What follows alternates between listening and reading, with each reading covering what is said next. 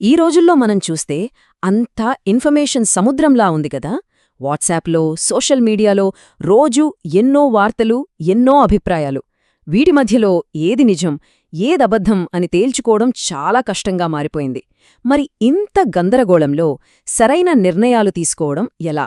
దాని గురించే ఈ విశ్లేషణలో మనం వివరంగా చూద్దాం. సరే, అసలు మనం ముందున్న ప్రశ్న ఇదే: కరెక్ట్ డెసిషన్స్ ఎలా తీసుకోవాలి? దీనికి సమాధానం కనుక్కోడానికి మనకి హెల్ప్ చేసే ఒక ఆలోచన విధానం గురించి ఇప్పుడు మాట్లాడుకుందాం. ఈ ఆలోచనా విధానాన్ని అర్థం చేసుకోవడానికి ఒక పంచతంత్ర కథతో మొదలుపెడదాం. ఒక వ్యక్తి ఒక విలువైన దూడను కొనుక్కుని ఇంటికి తీసుకెళ్తున్నాడు. అయితే దారి మధ్యలో నలుగురు దొంగలు అతన్ని చూశారు. ఎలాగైనా అతన్ని మోసం చేసి ఆ దూడను తక్కువ ధరకే కొట్టేయాలని ఒక ప్లాన్ వేశారు.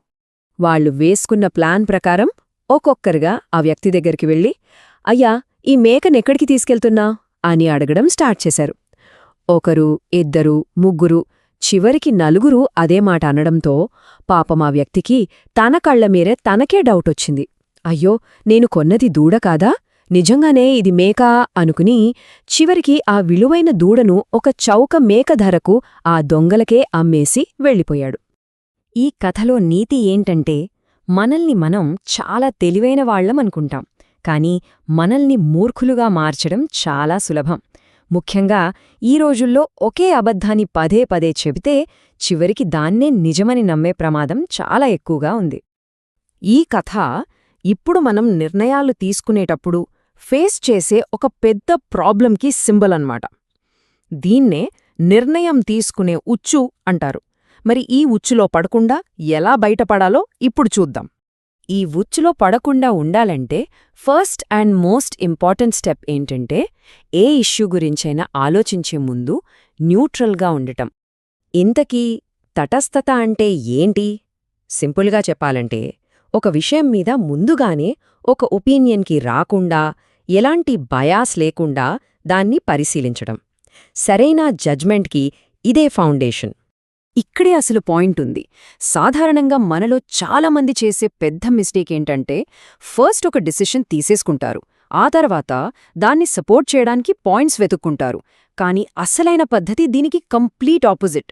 ఫస్ట్ ఓపెన్ మైండ్తో ఆలోచించాలి, ఆ తర్వాత ఫ్యాక్ట్స్ ఆధారంగా ఒక నిర్ణయానికి రావాలి. అది కరెక్ట్ ప్రాసెస్. సరే, ఒకసారి మనం న్యూట్రల్ మైండ్ సెట్తో ఉన్నాం అనుకుందాం. నెక్స్ట్ స్టెప్ ఏంటి? ఆ విషయానికి సంబంధించిన అన్ని వాస్తవాలని, ఫ్యాక్ట్స్ని సేకరించడం. దీనికి మహాభారతం నుండి ఒక బెస్ట్ ఎగ్జాంపుల్ ఉంది. ద్రోణాచార్యుడు యుద్ధంలో అపారమైన శక్తితో ఉన్నప్పుడు అతన్ని ఆపడం ఎవ్వరివల్లా కాదు. అప్పుడు శ్రీకృష్ణుడు ఒక ప్లాన్ వేస్తాడు. దాని ప్రకారం ధర్మరాజు ద్రోణుడి దగ్గరికి వచ్చి అశ్వత్థామ హతః అని మాత్రమే అంటాడు. ఆ సగం వాక్యమే విన్న ద్రోణుడు తన కొడుకే చనిపోయాడని అనుకుని ఆయుధాలు వదిలేస్తాడు. చూసారా, ఇది మనకొక ముఖ్యమైన పాఠం నేర్పుతుంది. ద్రోణుడిలాంటి గొప్ప యోధుడు కూడా ఓడిపోయింది ఆయుధంతో కాదు, కేవలం అసంపూర్ణమైన సమాచారంతో. ఒకవేళ ఆయన నరోవా కుంజరోవా అంటే మనిషో ఏనుగో అనే పూర్తి వాక్యం విని ఉంటే ఆ యుద్ధం ఫలితమే వేరేగా ఉండేది. అందుకే డెసిషన్ తీసుకునే ముందు తగినంత ఇన్ఫర్మేషన్ గ్యాదర్ చేయడం చాలా ముఖ్యం. సహజ న్యాయ సూత్రం కూడా ఇదే చెబుతుంది. ఒక కాయిన్కి రెండో వైపు కూడా చూడాలి. అవతలి వాళ్ల వర్జన్ వినకుండా ఎప్పుడూ ఒక జడ్జ్మెంట్కి రాకూడదు. ఎందుకంటే వాళ్ల వాదన విన్నాక మన పర్స్పెక్టివ్ పూర్తిగా మారిపోవచ్చు. ఓకే, మనసు న్యూట్రల్గా ఉంది, ఫ్యాక్ట్స్ అన్నీ ఉన్నాయి. అయినా కూడా మన బ్రెయిన్ కొన్ని కామన్ థింకింగ్ ట్రాప్స్లో పడిపోతుంది. వాటినే లాజికల్ ఫ్యాలసీస్ అంటారు. అవేంటో ఇప్పుడు చూద్దాం. మొదటి తప్పు, ప్రొపోర్షనాలిటీ ట్రాప్. అంటే చిన్న ఇన్పుట్కి చాలా పెద్ద జడ్జ్మెంట్ ఇచ్చేయడం అన్నమాట. ఇక్కడ ఓ ఫనీ ఎగ్జాంపుల్ ఉంది చూడండి. ఇన్పుట్ ఏంటి? మీ దగ్గర పెన్ ఉందా? అంతే. కానీ దానికి జడ్జ్మెంట్ ఏంటి? ఓ, ఇది పెళ్లి ప్రపోజల్. చూసారా ఎంత తేడా ఉందో? సింపుల్గా ఎవరైనా పెన్ అడిగితే వాళ్ళకి పెన్ అవసరం, అంతే.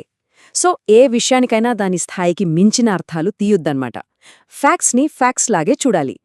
ఇక రెండవది ఇల్లిసిట్ జనరలైజేషన్ మనలో చాలామంది చేసే పెద్ద పొరపాటిది. ఒక వ్యక్తితో మనకు ఏదైనా ఒక బ్యాడ్ ఎక్స్పీరియన్స్ అయిందనుకోండి, వెంటనే ఆ వ్యక్తి ఏ ప్రాంతానికి, జాతికి లేదా జెండర్కి చెందినవాడో చూసి ఆ కేటగిరీలో ఉన్న వాళ్ళందరూ ఇంతే అని ఒక ముద్ర వేసేస్తాం. ఇది చాలా పెద్ద తప్పు. ప్రతి వ్యక్తిని, ప్రతి సిచ్యువేషన్ని విడివిడిగానే చూడటం అలవాటు చేసుకోవాలి. మూడవది బైనరీ థింకింగ్, అంటే ప్రతిదాన్ని బ్లాక్ అండ్ వైట్లో చూడటం.